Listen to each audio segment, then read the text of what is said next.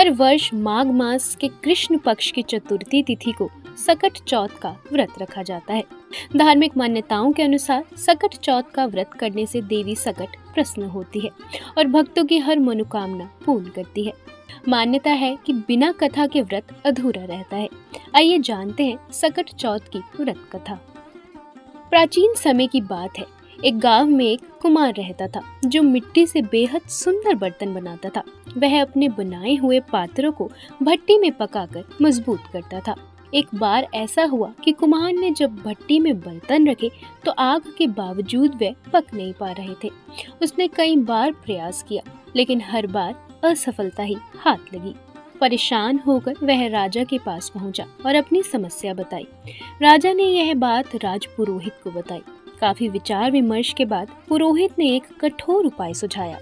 उसके अनुसार भट्टी को सफल बनाने के लिए हर बार एक बालक की बलि देना आवश्यक होगा। राजा ने इस सुझाव को मान लिया और राज्य में यह आदेश जारी कर दिया कि हर परिवार को अपनी बारी आने पर एक बालक देना होगा। राजा के भय से सभी परिवार इस आदेश का पालन करने लगे। कुछ समय बाद एक वृद्ध महिला की बारी आई जिसका केवल एक ही पुत्र था। संयोग से उस दिन सकट चौथ का पर्व था। वह महिला बेहद दुखी और भयभीत थी क्योंकि उसका पुत्र ही उसके जीवन का एकमात्र सहारा था। वृद्धा सकट माता की अनन्य भक्त थी।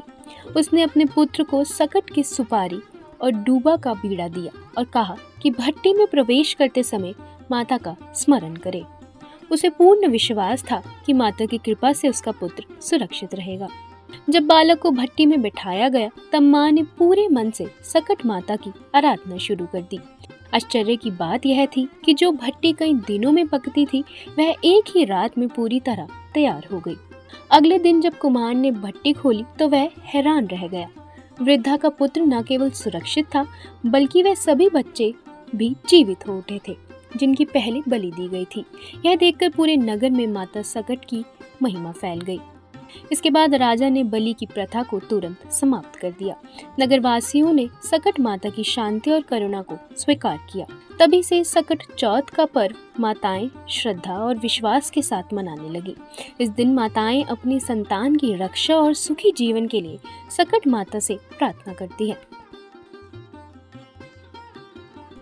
तो दोस्तों, उम्मीद करती हूँ आपको ये वीडियो पसंद आया होगा। चैनल को सब्सक्राइब और वीडियो को लाइक और शेयर करना ना भूलें।